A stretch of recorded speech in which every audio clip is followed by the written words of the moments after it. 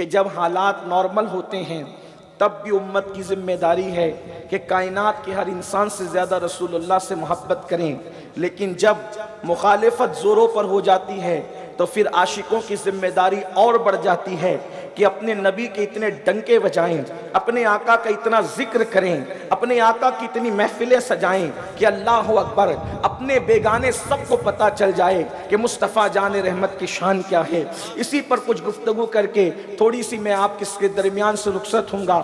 جب میں جو سورہ مبارکہ کی میں نے تلاوت کی ہے، اس سورہ مبارکہ کا شان نزول کسی کی گستاخی ہی ہے، کسی نے گستاخی کی تھی اللہ کے رسول صلی اللہ علیہ وآلہ وسلم کی شان میں، اور اس کے بعد یہ سورہ مبارکہ نازل ہوئی تھی۔ یہ سورہ مبارکہ ہمیں بہت سارا پیغام دیتی ہے۔ ایک بدبخت نے اللہ کے رسول صلی اللہ علیہ وآلہ وسلم کے صاحبزادے، حضور کے شہزادے حضرت سیدنا قاسم ابن محمد روحی فدا صلی اللہ علیہ وآلہ وسلم، جناب قاسم جو میرے آقا علیہ الصلوۃ والتسلیم کے آخری شہزادے تھے جناب خدیجہ سے، بعد میں حضرت ابراہیم جناب ماریہ قبطیہ سے مدینہ منورہ میں پیدا ہوئے، لیکن مکہ المکرمہ میں چونکہ حضور علیہ السلام کی ساری اولاد سیدہ خدیجۃ الکبریٰ کے بطن پاک سے ہے، بطن صدف اطہر سے ہے، لیکن جناب ماریہ سے ایک شہزادے ہیں جناب ابراہیم۔ تو جب حضرت قاسم کا وصال ہوا تو اس وقت ایک بدبخت نے ہذیان گوئی کی اور اپنی زبان کو ناپاکی کے اندر دھسایا۔ اس نے کہا آج محمد جو ہے منقطع النسل ہو گئے، یعنی محمد کی نسل ختم ہو گئی، اس لیے کہ بیٹوں سے نسل چلا کرتی ہے، ایک ہی بیٹا تھا وہ بھی دنیا سے چلا گیا، اب محمد کے گھر میں چراغ کبھی نہ جلے گا، اب محمد کا دروازہ کبھی نہ کھلے گا، جب تک محمد عربی ہیں تب تک کہ یہ ہیں ان کا مشن ہے، جس وقت سے یہ دنیا سے چلے جائیں گے ان کا نام لیوا بھی کوئی نہیں ہوگا کیونکہ ان کی نسل ختم ہو گئی۔ اللہ اکبر، جب بدبخت نے یہ گندی زبان استعمال کی، یہ سنت الہیہ ہے کہ جب بھی محبوب کی توہین ہوتی ہے، توہین محبوب کی جاتی ہے، محبوب خاموش رہتے ہیں، لیکن اللہ تبارک و تعالی جواب دیتے نظر آتا ہے۔ میرے اللہ نے جب دیکھا کہ ایک بدبخت عاص بن وائل اس نے یہ گندگی کی ہے تو دیکھو جواب دینے کے دو طریقے بتائے، دو بلکہ تین طریقے بتائے، جس میں سے دو موجود ہے، ایک ہم نہیں کر سکتے۔ تین طریقے، نمبر ایک، سب سے پہلے محبوب کی تعریف کی جائے گی، دوسرا محبوب کو تسلی دی جائے گی، تیسرا جس نے بدبختی کی ہے، جس نے گستاخی کی ہے اس کو منہ توڑ جواب دیا جائے گا۔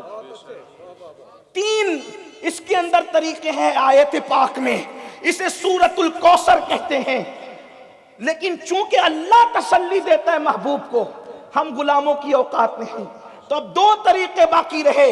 نمبر ایک، جب بھی محبوب کی بے ادبی ہو خوب تعریف کرو، خوب تعریف کرو، خوب تعریف کرو، اور میں تو یہ کہتا ہوں محمد کہتے ہی اس کو ہیں جس کی تعریف کی جاتی ہے، محمد کہتے اس کو جس کی تعریف کی جاتی ہے۔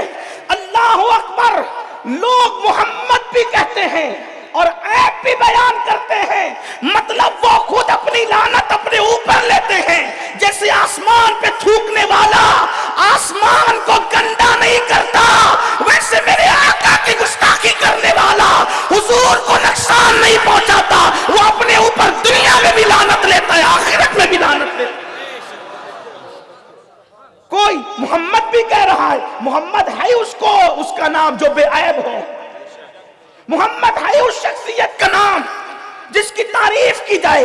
اسی لیے دیکھو توریت میں ان کی تعریف، انجیل میں ان کی تعریف، قرآن میں ان کی تعریف، ویدوں میں ان کی تعریف، شاستروں میں ان کی تعریف، اپنوں کی زبان پہ ان کی تعریف، غیروں کی زبان پہ ان کی تعریف۔ سبحان اللہ، نعرہ تکبیر، نعرہ رسالت، عظمت مصطفیٰ، ذکر مصطفیٰ، تحفظ ناموس رسالت، علامہ سید امین القادری صاحب قبلہ۔ پہلا کام یہ کرنا کہ نبی کے ڈنکے بجاؤ، نبی کے چرچے کرو، بے شک بے شک، اور یاد رکھنا کائنات میں کوئی ایسا پیدا نہیں ہوا جتنا ذکر میرے مصطفیٰ جان رحمت کا ہوا ہے، نہ کسی کا ہوا ہے نہ ہوتا رہے گا۔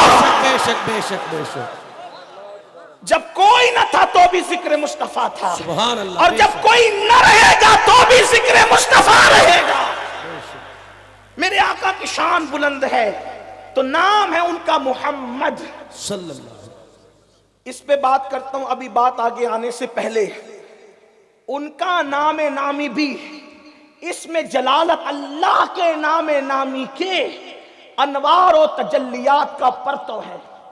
دیکھو اللہ کا جو نام ہے، توجہ کرنا، اللہ کا جو نام ہے اس پہ کوئی نقطہ نہیں، محمد کا جو نام ہے اس پہ کوئی نقطہ نہیں، دونوں پہ کوئی نقطے نہیں، یعنی نقطوں کا بوجھ نہیں، چونکہ نقطے اوپر لگتے ہیں یا نیچے لگتے ہیں، نیچے لگے کوئی بات نہیں، اوپر لگے تو بوجھ ہے۔ خدا کے نام پر بھی نقطوں کا بوجھ نہیں، محبوب کے نام پہ بھی نقطوں کا بوجھ نہیں۔ خدا کے نام کے 4 حروف ہے اللہ، محمد کے نام کے بھی 4 حروف ہے محمد۔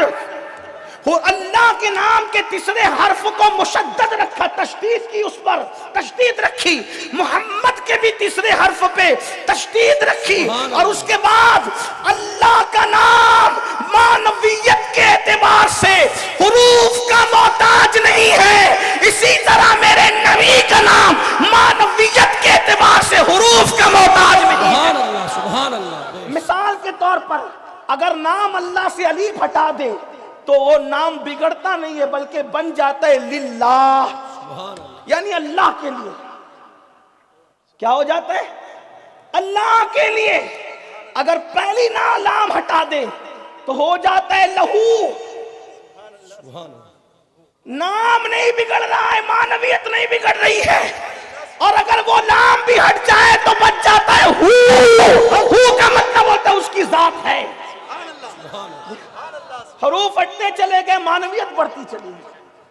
بلا تمثیل حضور کے نام کو بھی ایسے ہی رکھا، جیسے میرا نام امین ہے، کوئی الف ہٹا دے تو مین ہو جائے، کیا مطلب ہے نا؟ اسی طرح اور بھی لوگوں کے نام ہوں گے، اب آپ اس کی ترتیب کرتے جائیں تو نام سے حروف ہٹتے ہیں، معنی کبھی بے معنی ہوتا ہے، کبھی بگڑ جاتا ہے، ایسے بگڑتا ہے کہ اللہ اللہ شرم آ جائے، لیکن ابھی نام ایسے نہیں لیتا۔ مگر قربان محمد نام کا مطلب ہے سب سے زیادہ جس کی تعریف کی جائے، بے عیب، بے عیب، سب سے زیادہ صفات والا، سب سے زیادہ تعریف والا۔ لیکن اگر میم ہٹ جائے تو بن جاتا ہے حمد، اس کا مطلب ہی ہوتا ہے تعریف کے۔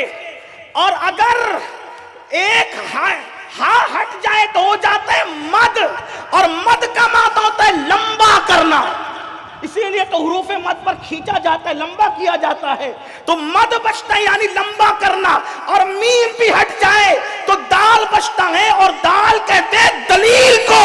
اللہ نے اپنی ذات کی حقانیت کی دلیل کے طور پر محمد الرسول اللہ کو بھیجا، اس کو دیکھتے جاؤ، میری شخصی میری ذات کی معرفت حاصل کر دے۔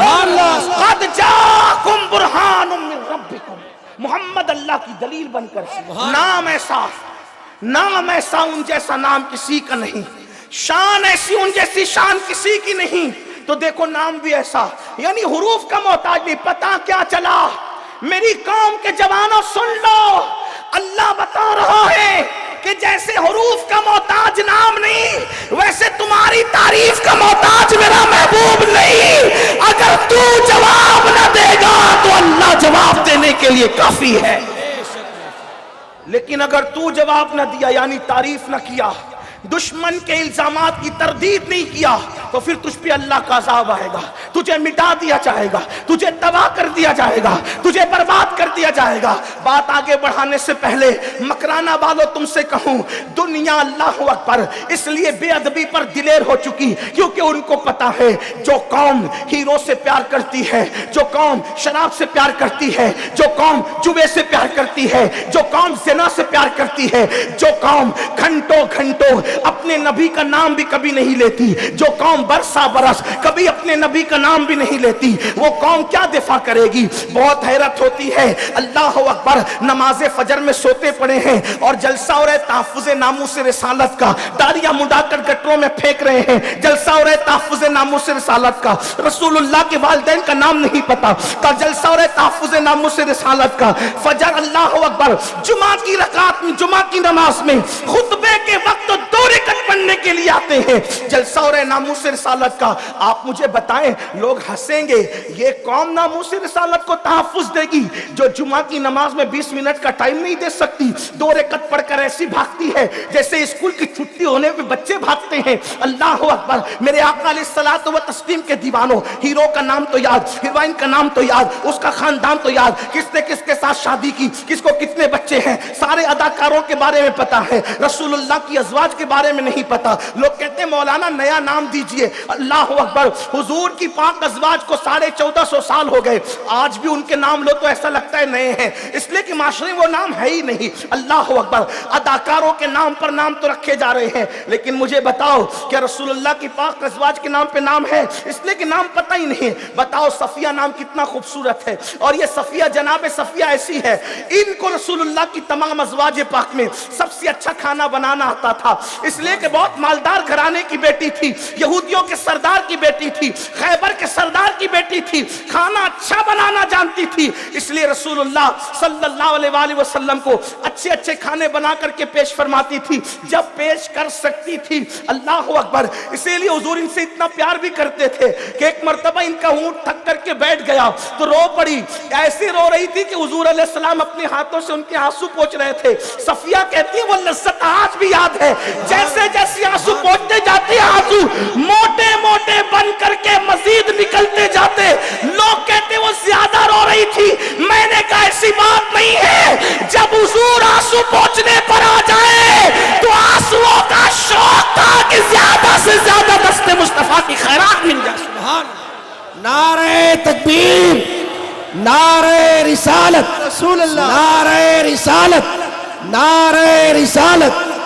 مسائل ہمارے ساتھ ہیں کہ ہم رسول اللہ سے نسبتیں کمزور کر چکے ہیں، جسے حضور کے شہزادوں کے نام نہیں پتا، جسے حضور کی شہزادیوں کے نام نہیں پتا، وہ ناموس رسالت کو کیا تحفظ دیں گے؟ لیکن آج کے بعد یہ غلطی ختم کرنی ہوگی، حضور کے بارے میں سب سے زیادہ جانو، بے شک، اس لیے کہ جب جانو گے تبھی تو مانو گے۔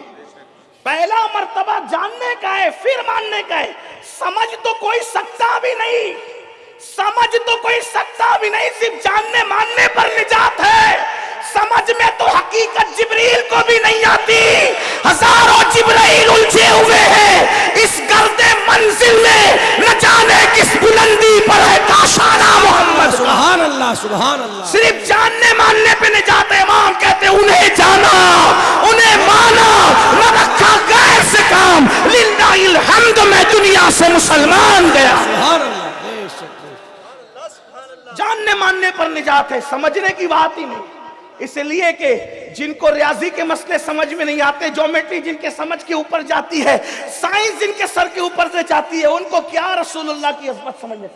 ان کی عظمت پر تو عرش کی عقل بھی کام نہیں کرتی، عرش کی بات کر رہا ہوں، عرش کی۔ اللہ میرے امام کی قبر پر رحمت و نور کی برسات فرمائے۔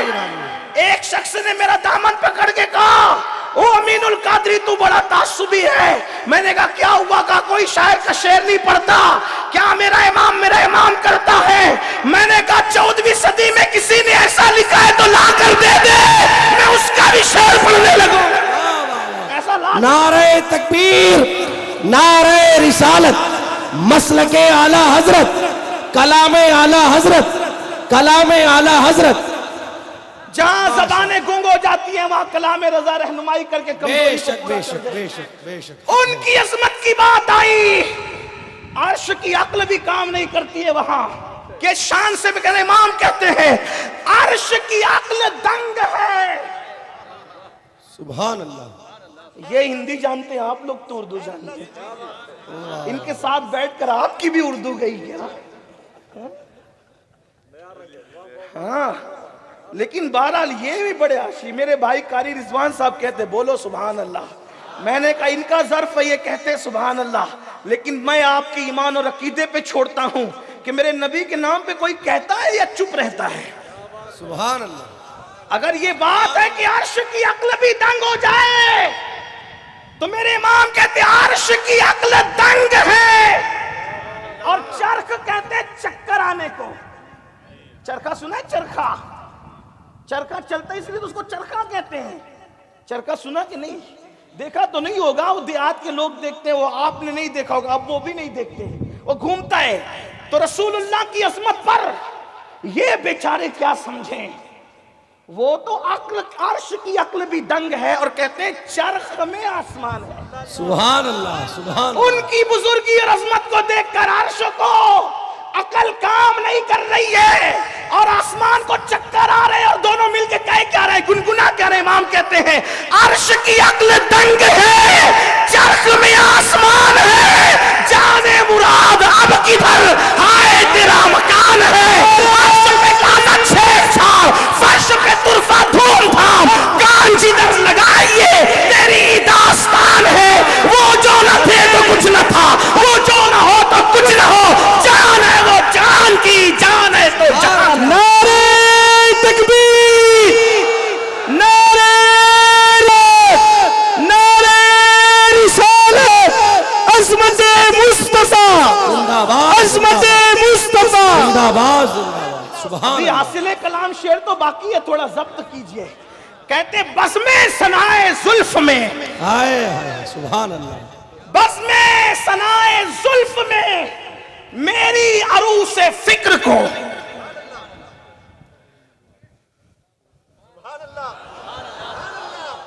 اس پر تو بولنا پڑے گا. کیا بزم ثنائے زلف مطلب کیا؟ بزم ثنائے زلف میں، حالانکہ مجھے بھی نہیں بہت زیادہ سمجھتا کلام رضا، لیکن ایک طالب علم کی حیثیت سے کوشش کر رہا ہوں علماء کو سبق سنانے کے لیے. ہمارے بھائی بڑے بھائی قاری رضوان صاحب بہت اچھے شاعر ہیں، اور سید محمد قادر صاحب شہزادے غوث اعظم وہ بھی بڑے کوہنا مشق شاعر ہیں. اور ہمارے دونوں علماء جو پشت بنائی کر رہے ہیں اور نیچے بھی سب بیٹھے ہوئے، یہ آفتاب ہو، یہ شموس و اقمار ہے علوم و معارف کے. یہ جانتے ہیں سبق سنانے کے لیے کہہ رہا ہوں. بزم ثنائے زلف میں، دیکھو نبی کی تعریف ایسے ہوتی ہے.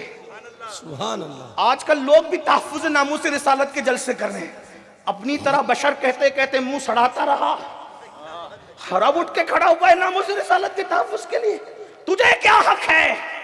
لوگ کہتے ہیں یار تھوڑا سا معیار سے ہٹ کے ہوئی بات. میں نے کہا ابو بکر صدیق نے جو کہا، جو بخاری میں لکھا ہے، آج تک اس کا لغوی ترجمہ نہیں کر سکا کوئی محدث، چاہے علامہ شریف الحق ہو یا قسطلانی ہو یا ملا علی قاری ہو، لغوی ترجمہ کوئی کر نہ سکا. اور اگر کسی کو میرے جملے کے معیار پر اعتراض ہے تو میں کہوں گا پہلے اس کا ترجمہ کر، پھر میرے جملے کو تول تو پتا چلے گا کہ صدیق اکبر کا عشق رسول کتنا باغیرت نظر آتا ہے.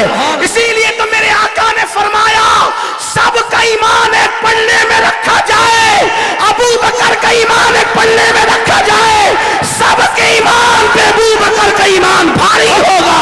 سبحان اللہ. سبحان اللہ. جو جتنا بڑا عاشق رسول ہوگا وہ اتنا کرا جواب بھی دے گا. لوگ کہتے ہیں نعت خانی نعت خانی نعت خانی نعت خانی. میں کہتا ہوں نعت خانی کی تاریخ تو دیکھ. نعت خانی کی تاریخ کیا ہے؟ نعت خانی کی تاریخ کیا ہے؟ حضور کی شان میں ایک بدبخت نے گستاخی کی، اللہ کے رسول نے فرمایا اس کا جواب کون دے گا؟ گستاخی شعر میں ہوئی ہے، جواب بھی شعر میں. ایک صحابی کھڑے ہوئے یا رسول اللہ میں دوں گا. توجہ کرنا، لوگ کہتے ہیں بڑی شدت ہے ان سندیوں میں. کیوں شدت ہے اس کی وجہ بتا رہا ہوں. جہاں عشق شدت سے ہوتا ہے پھر وہاں بات بھی شدت کی ہوتی ہے. تیرے محبوب پہ بات آئی تو تیری آستین چڑھتی ہے، ہمارے محبوب پہ بات آئے تو آپ کہتے جواب بھی ڈھیلا ڈھیلا دیں. نہیں، سنو سنو، آقا علیہ السلام نے مجھے کون جواب دے گا؟ ایک صحابی کھڑے ہوئے جو بولی طبیعت کے آدمی تھے، انہوں نے جب جواب دینے کو کہا تو بہت نرم نرم جواب دے، تو بیٹھ تو بیٹھ. کون دے گا؟ کون دے گا؟ تو میرے آقا و مولا حسان بن ثابت کھڑے ہوئے. سبحان اللہ. سرکار نے کرا جواب دے، کرا جواب دے. حسان کھڑے ہوئے اور ایسے کرا جواب دیا. امام نے اس کو ان کے فیضان کے طور پہ اپنے لیے بیان کیا. کہتے یہ رضا کے نیزے کی مار ہے کہ عدو کے سینے میں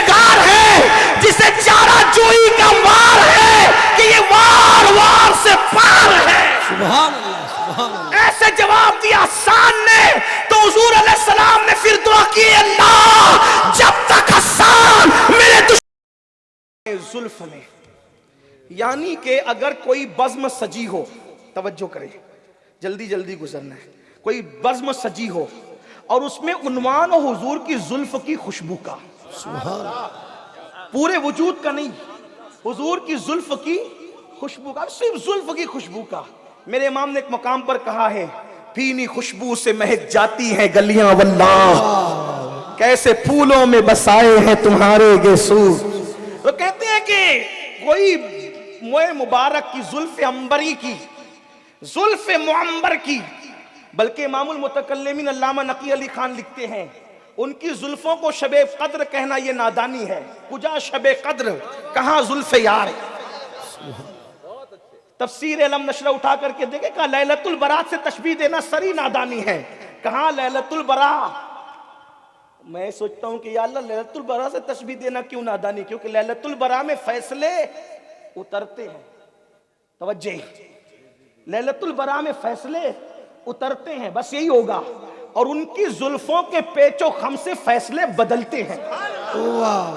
اگر ایسا تھا تو ایسا. اسی لیے لیلۃ البراء کیوں کہوں، لیلۃ القدر کیوں کہوں، کیوں؟ اس لیے کہ لیلۃ القدر میں جبریل متوجہ ہو رہے زمین کی طرف، اور زلف عنبری کی شان یہ ہے کہ وہ جدھر متوجہ ہو جائے خدا کی رحمت اس طرف متوجہ ہو جائے. منکر ان سے کیا فرا، اللہ ان سے پھر گیا، اور مومن ان کا کیا ہوا، اللہ اس کا ہو گیا. سبحان اللہ سبحان اللہ. کہاں شب قدر کہاں زلف عنبری. تو کہاں زلف عنبری کا عنوان ہو اور بزم سجی ہو اور بلایا جائے بریلی کے احمد رضا کو. سبحان اللہ. وہ کہتے ہیں کہ اب میں بیان کرنے جب بیٹھوں تو بیان کرنے کے لیے فکر چاہیے.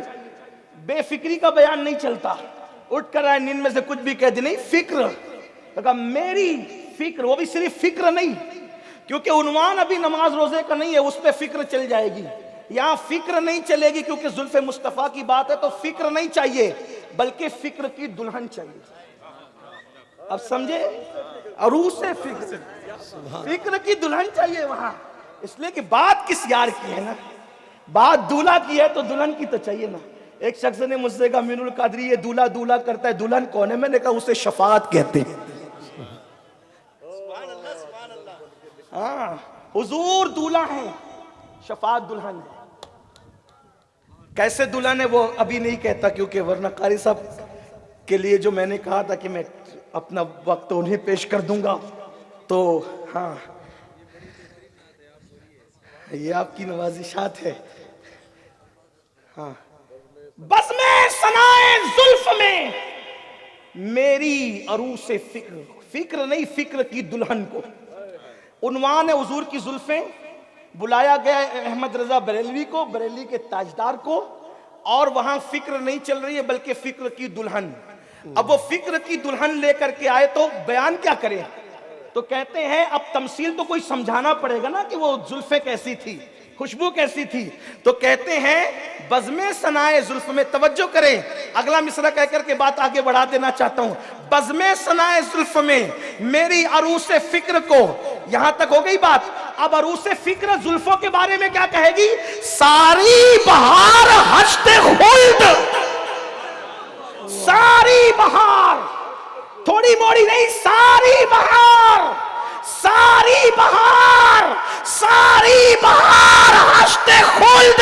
چھوٹا سا اتردان ہے، ان کی زلفوں بیان کرنے آتا ہوں تو آٹھوں جنت کی ساری خوشبو سمٹ کر آتی ہے، تو زلفوں کی خوشبو کے سامنے ایک چھوٹے سے اتردان کی حیثیت اختیار کر جاتی ہے. یہ میرے نبی کی سبحان اللہ سبحان اللہ. میں میری عروس فکر کو ساری بہار ہشت خلد، چھوٹا سا اتردان ہے. تو اب پتا چلا جب حضور کی بے ادبی ہو، امام احمد رضا یہ کیوں گنگنا رہے تھے؟ ان کے دور میں بے ادبی ہو رہی تھی. کوئی چودھری کہہ رہا تھا گاؤں کا، کوئی ڈاکیا کہہ رہا تھا، کوئی بڑا بھیا کہہ رہا تھا، کوئی اپنے جیسا بشر کہہ رہا تھا، اور احمد رضا یوں گنگناتے نظر آ رہے تھے. تو ایک بدبخت پاپی نے، یعنی کہ عاص بن وائل بدبخت نے کہا کہ محمد تو منقطع النسل ہو گئے، گئے، اب ان کی نسل نہیں بچے گی، نہیں بچے گی، نہیں بچے گی۔ تو اللہ نے پہلے تاریخ ہی فرمایا انا اعطیناک الکوثر، اے محبوب ہم نے آپ کو ہر چیز میں کثرت عطا کی،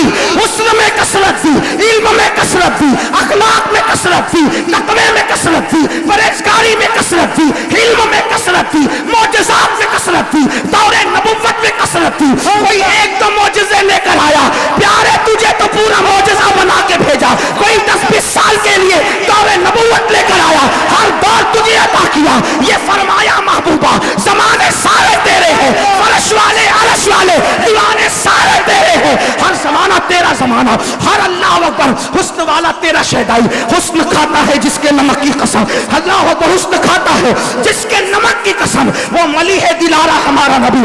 ہر چیز میں کثرت دی، حسن میں کثرت، علم میں کثرت، تقوی میں کثرت، اخلاق میں کثرت، معجزات میں کثرت، زمانے میں کثرت۔ اللہ اکبر۔ تو محبوب یہ پاپی کہتا ہے کہ نسل ختم ہو جائے گی، کسی کی باقی رہے نہ رہے، قیامت تک تیری نسل کو باقی رکھوں۔ نعرہ تکبیر، نعرہ رسالت، حضور سید امین القادری، مسلک اعلی حضرت سنی دعوت اسلامی۔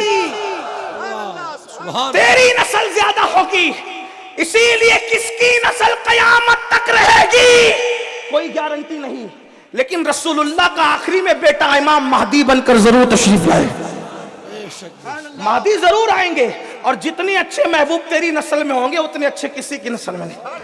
انا اعطیناک الکوثر، مجھے سب کے بیٹے گناؤ، رسول اللہ کے بیٹے گناؤ۔ دیکھو حسن مجتبیٰ نبی کے بیٹے، حسین نبی کے بیٹے، زین العابدین نبی کے بیٹے، محمد باقر نبی کے بیٹے، جعفر صادق نبی کے بیٹے، اللہ اکبر، موسیٰ کاظم نبی کے بیٹے، علی رضا نبی کے بیٹے، تقی نبی کے بیٹے، حسن عسکری نبی کے بیٹے، عبد القادر جیلانی نبی کے بیٹے، شیخ احمد کبیر رفاعی نبی کے بیٹے، معین الدین حسن سنجری 90 لاکھ کلمہ پڑھانے والا نبی کا بیٹا، شاہ برکت اللہ جس کی تسبیح کی آواز سن کر پرندے بھی تسبیح کرتے تھے، وہ بھی نبی کا بیٹا، وارث لیوا نہیں وارث دیوا، وہ بھی نبی کا بیٹا، زندہ شامدار نبی کا بیٹا، اللہ اکبر سلیمدی نبی کا بیٹا، اور آخری میں جو امام بن کر آئے گا پوری دنیا کا بادشاہ، وہ سید محمد مہدی، یہ بھی نبی کا بیٹا ہے۔ کسی خاندان میں یہ کہتا ہے نسل تیری ختم ہوگی،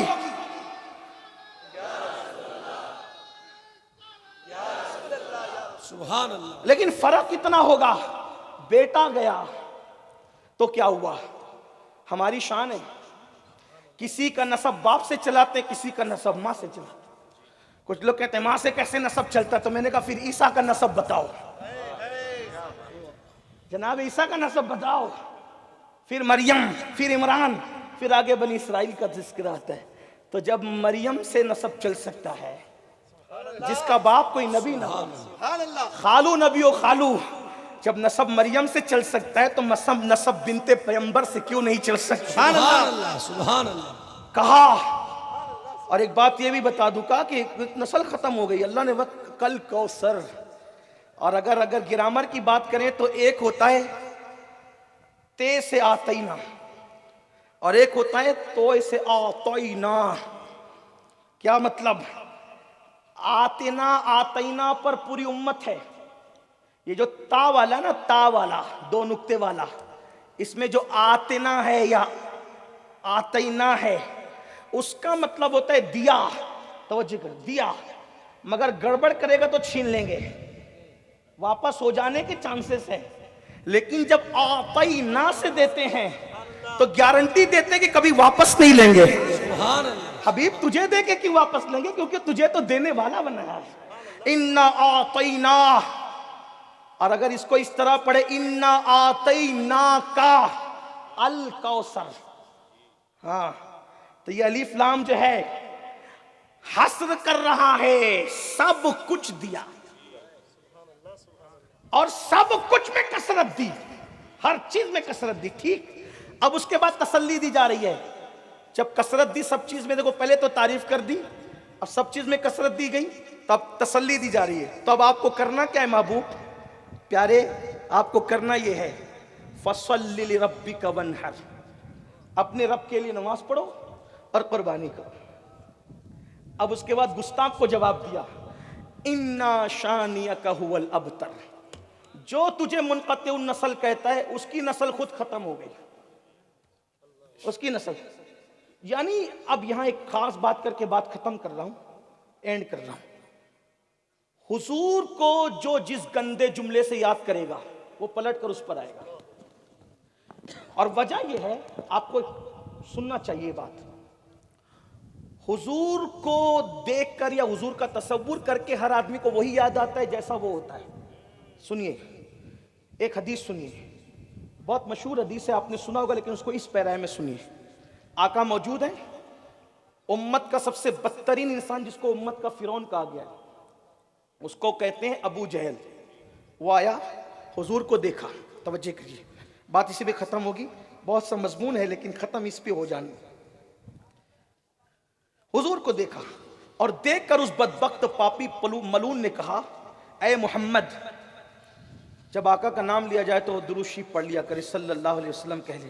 اتنا تو ہمیں کرنا ہی چاہیے۔ تحفظ ناموس رسالت کے جلسے میں اگر اب یہ بھی سکھایا جائے، حالانکہ غصے سے نہیں کہہ رہا ہوں میں آپ کو، لیکن آپ سے کہتا ہوں حضور کا حق ہے کہ جب بھی نام پاک آئے تو اس وقت حضور پہ درود صلی اللہ علیہ وآلہ وسلم پڑھا کریں۔ ہاں، اور آقا نے فرمایا کہ مجھ پر جو ہے نا، صرف مجھ پہ درود مت پڑھا کرو، میری آل پہ بھی پڑھا کرو، تنہا مجھ پہ مت پڑھا کرو، صلی اللہ علیہ وآلہ وسلم پڑھا کرو۔ غفلت میں لوگ کر دیتے ہیں، لیکن میں نہ کوئی مفتی ہوں نہ کوئی حکم لگا رہا ہوں، لیکن حضور کا حکم ہے کہ جب بھی درود پڑھو میری آل کے ساتھ پڑھو، صلی اللہ علیہ وآلہ وسلم، یہ پڑھ لیا کرے۔ تو پھر کیا ہوا؟ اس بدبخت نے کہا، اے محمد، میں نے معاذ اللہ تم سے زیادہ بد صورت کسی کو نہیں دیکھا، نقل کفر نہ باشد۔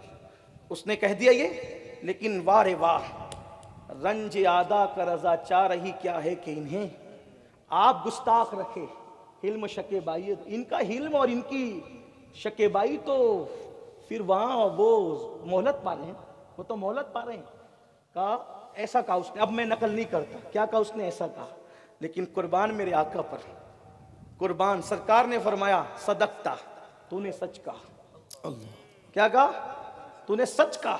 صحابہ تو تھے موجود، لیکن جرت نہ تھی کہ بات کرتے، کیونکہ وہ تو کہتے ہیں ہم تو دیکھ بھی نہیں پاتے تھے۔